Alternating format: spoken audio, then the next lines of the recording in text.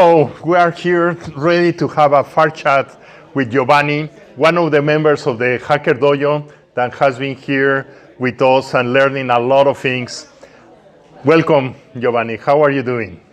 Thank you for having me and hosting this. I'm doing well. It's been a great day, great week, and I'm grateful. Yeah. Yeah. Tell us, who are you? Where you from? Where you born? ¿Dónde naciste? ¿De dónde vienes? Yeah. So I was born in LA County, so in Bernardino to be more precise. From there, I've been moving around a couple of times. Moved to Wisconsin, lived in Mexico, grew up in Houston, moved to North Carolina, and now I've been all over California and here in the Bay.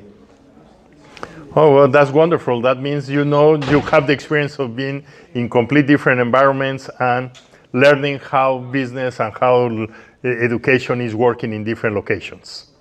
Yes. I'm a high school dropout. So me salí de la high school y tuve que aprender por mí solo. La counselor, de hecho, me dijo que no iba a hacer nada, mi vida y todo eso.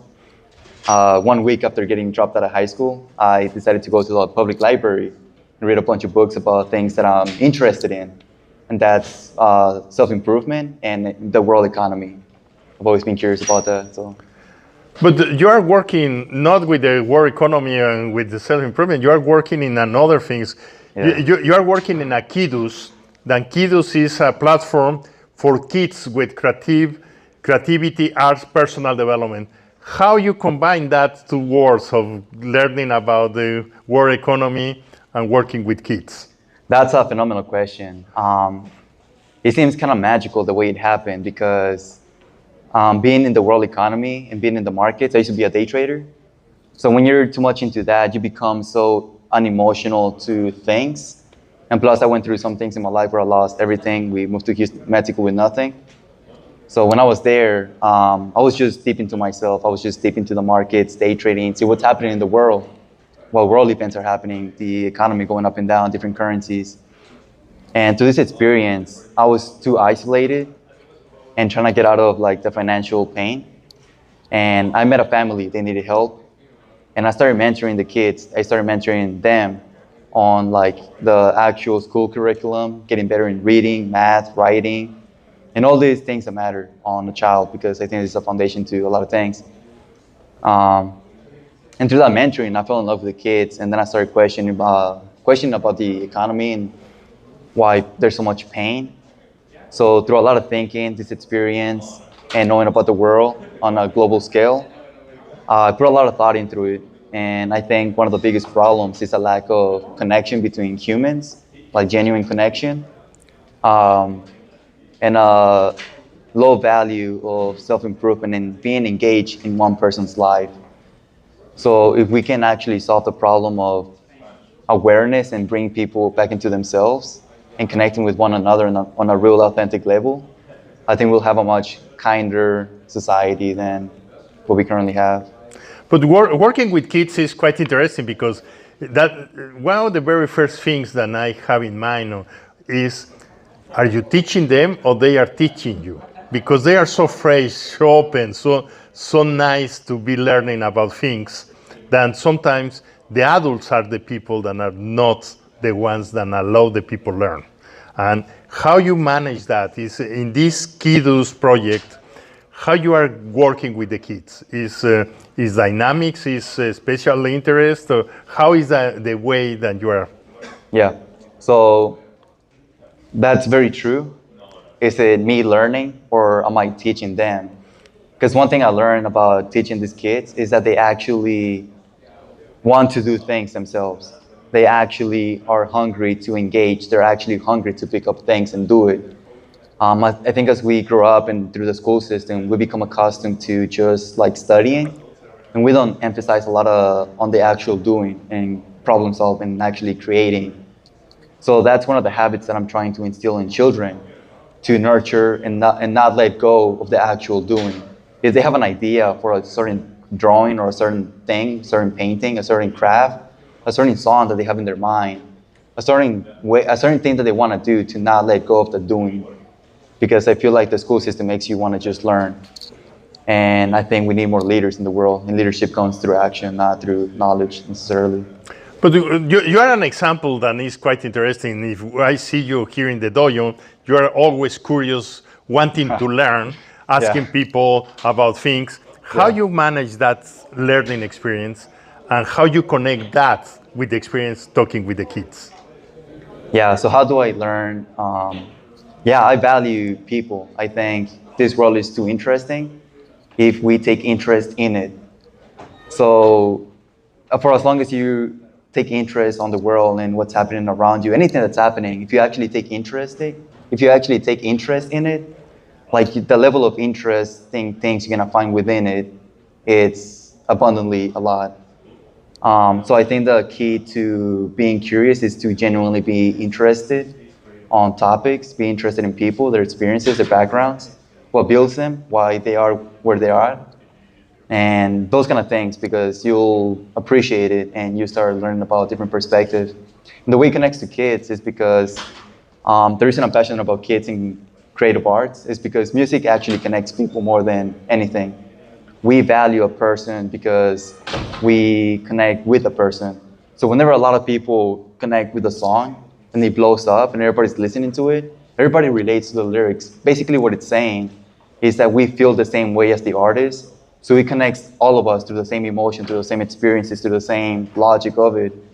So I think that's one of the things that we need to bring back into culture of like music and creative arts, is that connection with the individual, because if we appreciate that, we can appreciate one another more. But now that's part of the things that happens here in the Hacker Dojo. In the Hacker Dojo, we have the dark mode events that the people is listen music to do programming. We have a karaoke sessions. We have an improv sessions with that the people came here with the music instruments. Yeah. How you got involved with the dojo? When you discovered the dojo, and how that has been a part of your experience in learning more in how to manage these kind of programs like the kiddos? Yeah. So there's a phenomenal community happening here. I love that community that happens here. Like we talk about, I can go over there and talk about crypto. I can go over here and talk about education. I can talk about like keyboards and like emojis, and how different emojis, different cultural things, how different cultures value different emojis, and how you can customize that to connect one another and expand the culture of it. There's so many conversations, so many interesting projects that if you take interest in it, you'll be amazed to what actually flashes right back into your eyes. And it expands your awareness to where you can connect one thing to the other and build bridges. So that's one of the ways you can build creativity. The most creative people are actually the ones who have, I believe, the most creative people are the ones who have a lot of knowledge on things, and they're able to connect one and the other together and make it seamlessly to the point where it's like streamlined and progressive, productive. And that is very true. Is that mind opening mind that the people has here? Yeah. Has you been helping the dojo to be more open? The dojo has helped you to be more open. How that has worked in the history for you?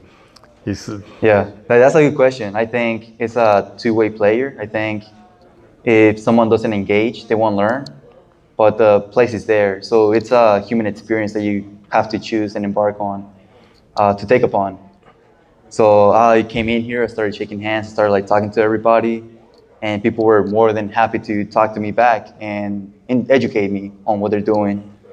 I'm not afraid to ask the stupid questions. We were just having a whole conversation here about education. I'm into education, but this guy is fairly knowledgeable as well. So I'm not gonna sit here and act like I'm like the most knowledgeable person. I'm gonna be schooled. So I come to with that mentality of not superiority, but wanting to put my own perspective and be open-minded to what they have to say, because we gotta sharpen each other, and that's the only way we're gonna move forward, I believe.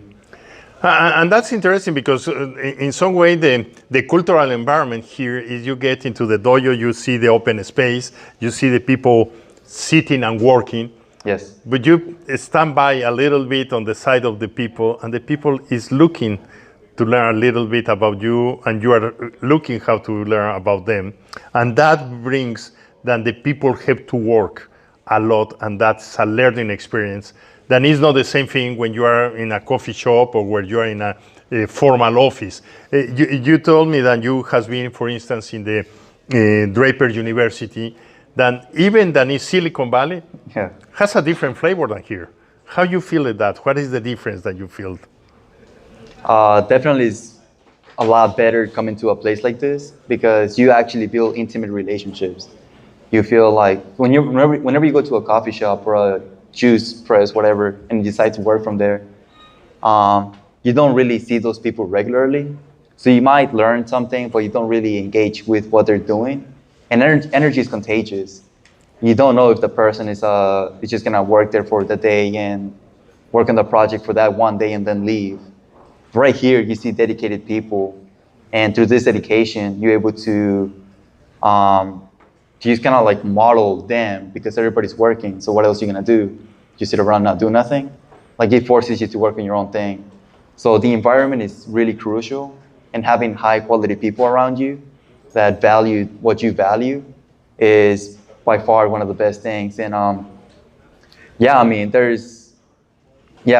grateful to be here. And yeah. And that is very interesting because it's a combination of concentration, focus, some kind of peer-to-peer pressure to build your own self. Yes. But on the other side, is open to when you're stuck or when you want to have some input or some feedback, the people is open to talk to you. Yes. Yeah, I've pulled people over and talked in the room right there. I'm like, hey, dude, like, I value what you're doing. Would you have an hour conversation, 30 minutes, 20 minutes, 10 minutes? And everybody's more than welcome to put me in there and school me about coding or marketing or the education system, Common Core, and all these different things. I've been able to expand my mind on the education space from a state perspective instead of just trying to be independent. So if expanded my mind and see how I can put my platform into the school system as opposed to just wanting to be, like I said, independent. Yep, and that is some combination that is the kind on the location, the place. We're in the middle of the Mountain View that is really in the middle of the peninsula, where you can get close to Google, getting close to Castro Avenue, that is in Mountain View, and that is something interesting. And you do a lot of sports also. That appears to be this is a very urban place. And how that is really true, or you are able to keep the interest to doing sports at the same time that you are into a typical business environment? Yeah, definitely. So right here, the location of Hacker Dojo is such a place where it's like solitary, but it's connected to the bigger. I mean, Google offices is just like across. We got Waymo down the street. We got what is it called? LinkedIn. We got LinkedIn across the bridge, like just right here. We have some of the biggest companies literally right here in like 5-minute walk. So it's incredible. I mean, it's so clean. The environment is awesome. Right now, I'm probably gonna change my clothes from some shorts, take off my shirt, and go around and run around. Like the environment is such that you can literally just decide to run around. You can engage and do sports here. I like to sit outside and think and read a book. I value thinking and self-reflection.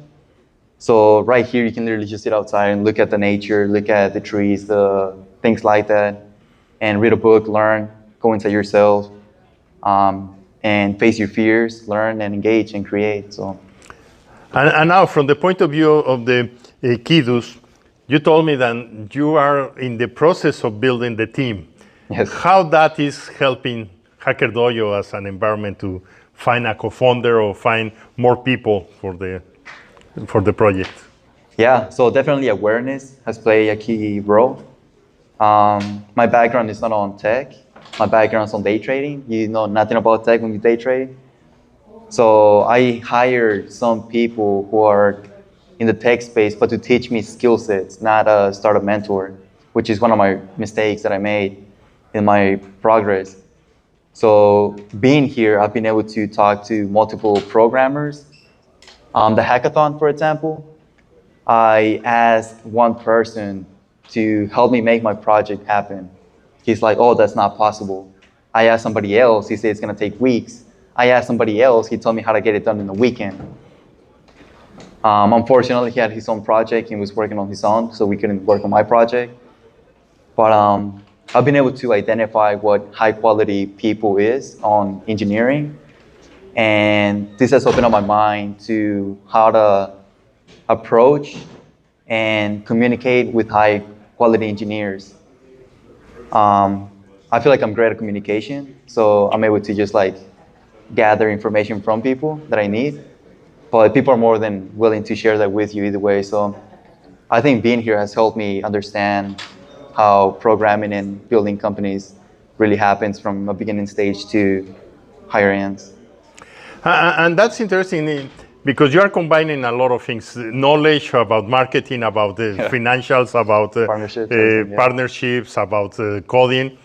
And how you has been getting all that mentorship, and that mentorship is only get it here in the Hacker Dojo, or you have another sources to complement that? I do value, I have different sources. I value like sport.org, or that's free. Whatever. Yeah, it's a phenomenal platform. I think you want to find somebody that's deep in the industry and actually doing it, as opposed to have already retired and choose to give back their time. So you want to get advice from people who are on top of the game. For that, it's going to require different platforms. Right here, you have a lot of people. Yourself, you're into Web3 and blockchain, and you know a lot about programming. There's the dude working on generative AI. But sometimes it's for education. I have, for example, Greg and somebody else for education who kind of guide me a little bit. But for accountability purposes and other reasons, I have different mentors who are outside Hacker Dojo as well.